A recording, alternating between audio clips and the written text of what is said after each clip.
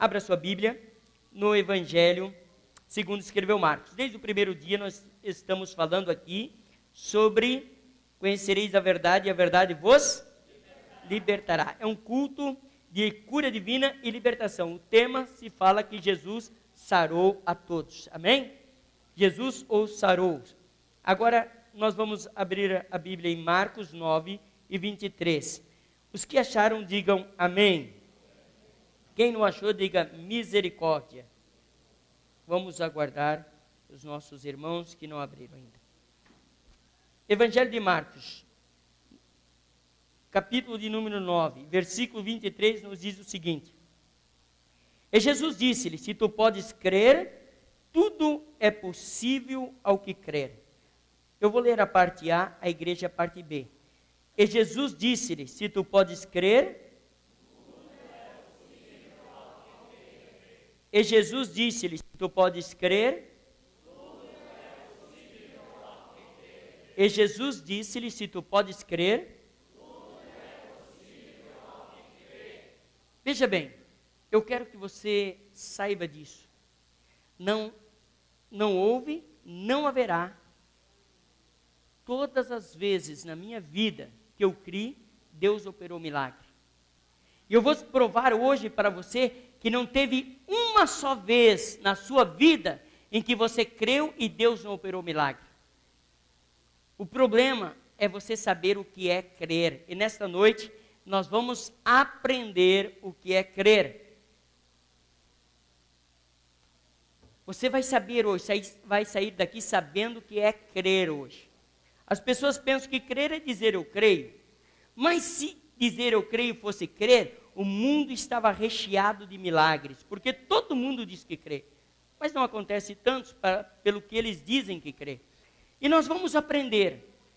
Por isso que eu digo assim, ó, conhecereis a verdade e a verdade vos libertará.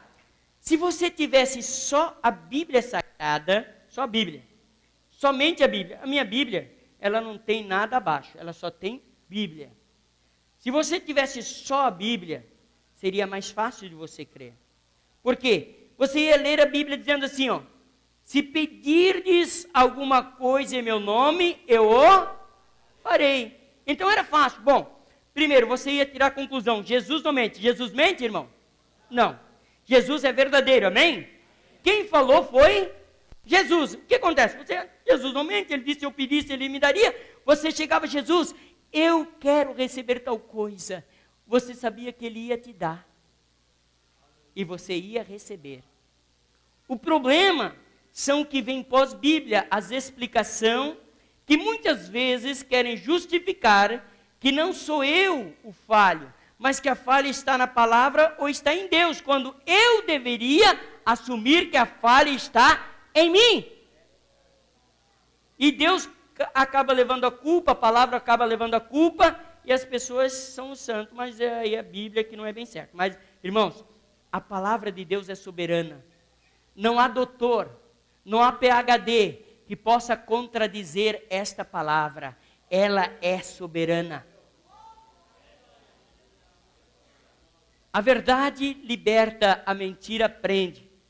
O que acontece? Quando se fala em crer, existem algumas teorias. E eu vou usar o nome de alguns personagens aqui. Eu só vou usar o nome de alguns personagens. Se tiver alguém com esse nome, me perdoe, eu não estou falando de você. Mas vamos pegar uma teoria aqui do Joaquim. E eu pergunto ao Joaquim, como é que eu devo crer em Jesus? Na palavra de Deus. Então Joaquim diz, olha, tem que ver se é a vontade de Deus, porque existe a soberana vontade de Deus. Tem que ver se é a soberana vontade de Deus. Mas a teoria de Joaquim estragou sua fé. Porque daí você nunca sabe se é ou não a vontade de Deus. Então você fica, será que é, será que não é? Esse será é duvidar da palavra. Você não recebe, porque você duvida dela. A teoria de Joaquim contaminou sua fé. Mas eu digo para os irmãos, a soberana vontade de Deus é o cumprimento da sua palavra ou não? Que vontade de Deus é essa que é contra a palavra? Dele mesmo. que Jesus diz? O que a palavra diz? Verdadeiramente, diga verdadeiramente.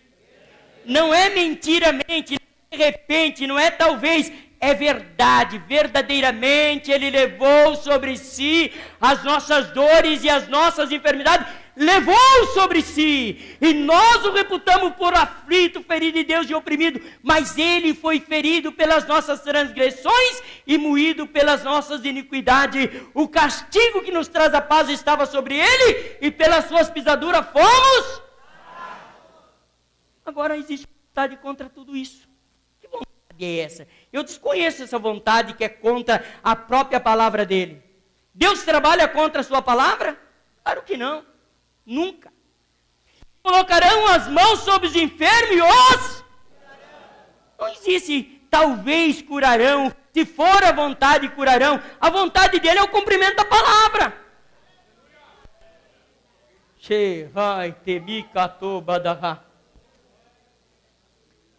Não seja contaminado por essas teorias, para que a tua fé funcione. Aí se nós pegarmos outra teoria, perguntarmos aqui, vamos pegar outro personagem, aí um outro nome, para não pegar nomes bíblicos, vamos perguntar para Júlio. Júlio, como é que eu devo crer na palavra de Deus? Então o Júlio vai dizer, existe o tempo de Deus. Tem que esperar o tempo de Deus. O que acontece? Na teoria do Júlio, ele materializa Deus, como se Deus fosse matéria. E Deus não é matéria, Deus é espírito. E nós não podemos materializar Deus. O que é tempo? O que é tempo? Para você, primeiro, você tem que saber o que é tempo. O que é tempo? Tempo é um espaço em que se mede o envelhecimento da matéria. Não existe a teoria é minha, mas funciona. Amém? Diga comigo, tempo é um espaço que se mede o envelhecimento da matéria. Então veja bem, o tempo mede o envelhecimento desse corpo, desse relógio, dessa aqui, disso aqui. Tudo que matéria se envelhece com o tempo. Fora da matéria, o tempo para. Fora da matéria não existe envelhecimento, não existe tempo, tudo é já.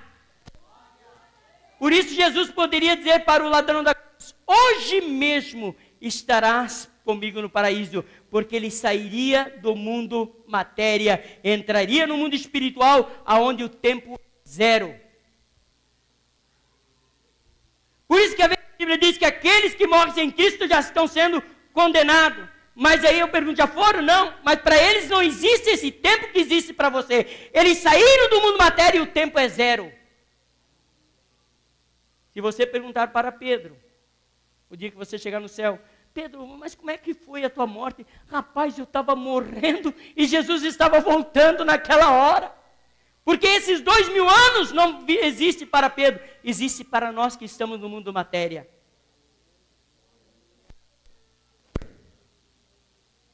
Fora do mundo matéria não há tempo. E é por isso que Deus diz assim, ó, para Deus 1000 anos é um dia como 1000 anos, é tudo a mesma coisa. Não existe tempo para Ele. Tanto faz mil anos, um dia, é tudo a mesma coisa, não existe tempo.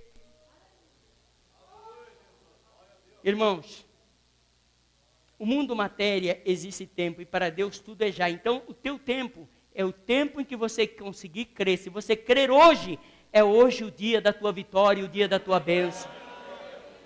É quando você crer, creia hoje. Para que esperar para amanhã? Creia hoje. Hein? O mundo espiritual está no tempo zero. O mundo espiritual, ele está na velocidade da luz, no tempo zero. Mas Deus, ele está acima da velocidade da luz. Deus, o tempo corre para trás para Deus. E eu provo pela Bíblia. Para Deus o tempo corre para trás. Ele está acima da velocidade da luz. O que acontece? Deus primeiro ele vive o Apocalipse. Ele vê a morte de todos os homens. Ele vê a morte de Jesus. E aí ele vem criar o Gênesis. Por isso que a Bíblia diz que ele fez alguns para salvação e outros para perdição.